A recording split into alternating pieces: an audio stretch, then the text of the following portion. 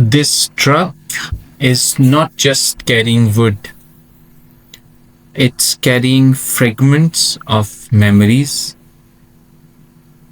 pieces of homes that no longer exist, doors that once opened every day, beams that held up entire rooms, wardrobes that carried personal belongings and possessions, planks that were part of someone's floor, and now all of it is just material. These have come from houses that have been taken down recently, and these are cleared out to make space for something new, something bigger, more modern, more efficient. And that's how it always goes. One thing disappears, so something else can take its place. But in that process, a lot gets lost. Not everything is meant to be thrown away. Some things are just overlooked. So we start unloading one piece at a time, carefully, not rushing it. Some of it is heavy, some of it is broken, but none of it feels useless. And you can see the age in these. Wood like this has already done its job. It has held weight, absorbed pressure, been part of daily life for years, and even now it still has something left to give. So we place it against the wall, not as waste, but as potential, because not everything needs to start from scratch. Sometimes what already exists is more than enough. Ladies and gentlemen, here is the treasure trove. You see these doors, you see these panels, and there's more doors. Some of them are panel doors, some of them are solid wood doors. These were all brought to us on a big, huge truck yesterday. And they may look wonky. They have been painted over many times. They're covered. Some of them are covered in plywood. But the hidden gem is that their skeleton. You see this one? This has a 2 inches wide solid wood frame, and that's what I plan to extract and reuse. It appears to have been covered with a hardboard, but the frame inside is the wooden frame, approximately 2 inches or 5 centimeter. The wood that is being used here is called deodar wood. It is also known as Himalayan cedar. It's highly durable, rot resistant, and aromatic, softwood. It's excellent for high quality furniture, doors, windows, and construction. The color varies from light tan to reddish brown. And let's see this. Look at that, it's reddish brown color. So once it's cleaned up, it'll have even vibrant colors. This is just covered in years of dust. You'll see once the door is revealed. The rest of these panel doors, they will have the similar structure. The red door, that is covered in a sheet of metal, but we'll remove it. Here's another example of a door which is solid wood frame, and the panel inside is also solid wood. The total width of this door is 36 centimeter. For my friends in US, that is 14 inches. And the rail, this one is 2 3/4 inches, 73 mm. So even for its size, it's a very strong door. It is is one half of a double door, right? And the total height is 5 feet and 2 inches. So it's a very low door. The rest, we have other painted door panels, and but wait till you see once the paint is removed and the wood will show its true beauty. You see another more solid wood panel doors with a solid frame. I also found this wooden bed.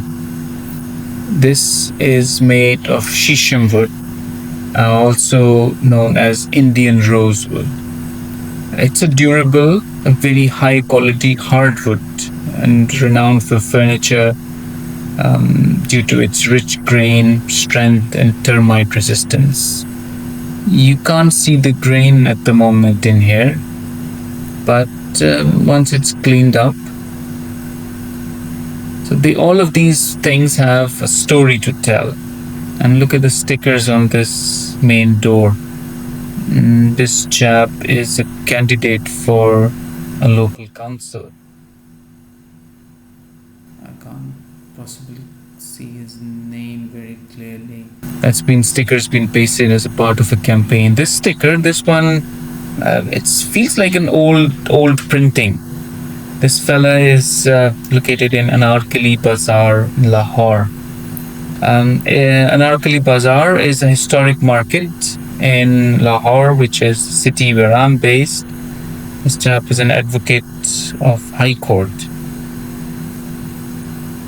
possibly for election for the bar, maybe, or campaigning for councillor, not sure. There's another candidate. The name is absolutely not clear. His election symbol is umbrella.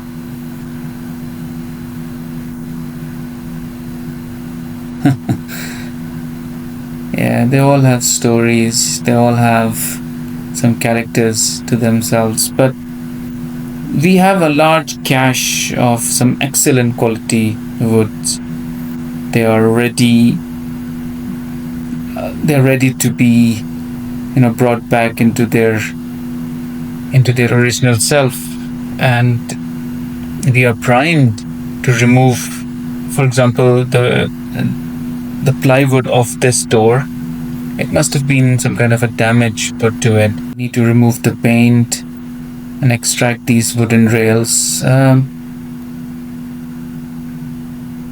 basically generate wood for my different projects. And in the coming weeks, we plan to do this. So we would like you to stay tuned, subscribe, and comment to support this channel. This will mean a lot to us. We have different plans to utilize this to make pieces of furniture and maybe a piece of an art of some kind. Let's hope I'll give you a full view of all the pieces that we have. The light is good today, so it's a good time to start. Just making some space first, some unfinished items to aside. This setup might look a bit unusual, but it has its own history. The frame that you see was originally part of a window air conditioner, which were installed in large openings of the exterior wall. Frames like this were fixed outside to protect this opening and a potential weak point. So this is the first patient. It rained last night, which meant his whole hardboard is quite soft, and I think it may be a little easier to take it out now. It'll go to waste, but it's nothing we can do. Unfortunately, it won't be of any better use. I'm starting to remove the hardboard. At first glance, it looks like a simple layer, but usually there is more underneath than you expect. I found this visiting card inside this door. This is for a professional cook who offers his services near a renowned shrine in Lahore where people can order from him in large quantities to distribute as a charity to the poor and needy. The giveaway that this card is quite old is the telephone number. It has 7 digits, whereas since 2009, all landline numbers in Lahore, Pakistan were increased from 7 digits to 8. So this must have been printed well before 2009 and somehow ended up inside this wardrobe door. The side of the door, which was soaked in rain, it came off relatively easily. But the side which is the front of the wardrobe door and it's been painted, that put up a big fight. It did not give away that quickly. I had to work through it slowly, breaking its surface, sometimes using a scraper, sometimes a hammer even. You can see the difference here. The outer layers finally have started to give way and the structure underneath begins to show. This part needs control. Too much force and you can damage what's inside, and too little and nothing moves. So it's a balance.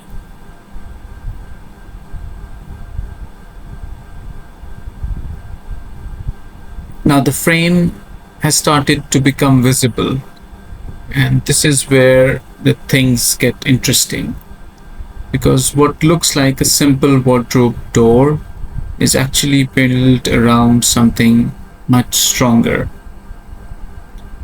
The frame inside is made of deodar wood.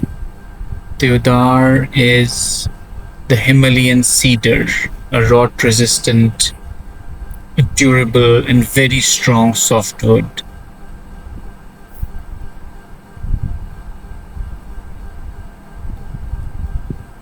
This wood has been in use for a long time, especially where the strength matters.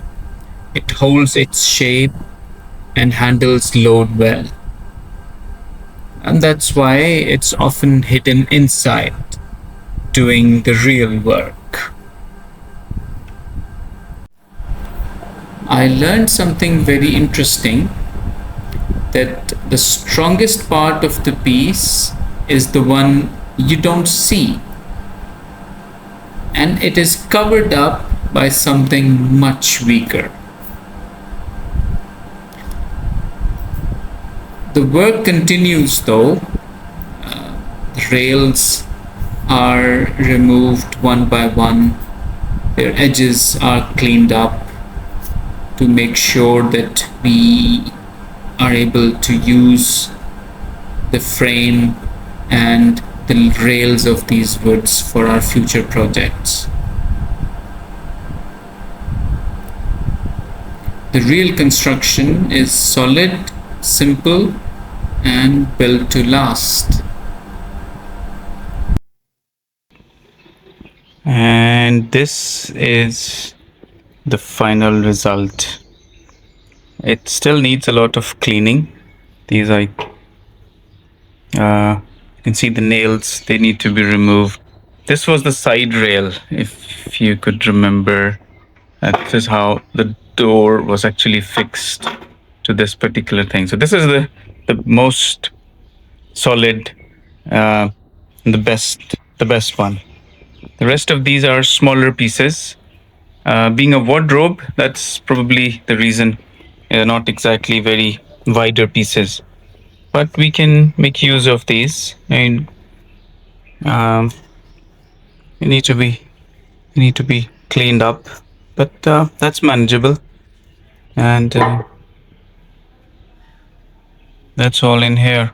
All right, cheerio.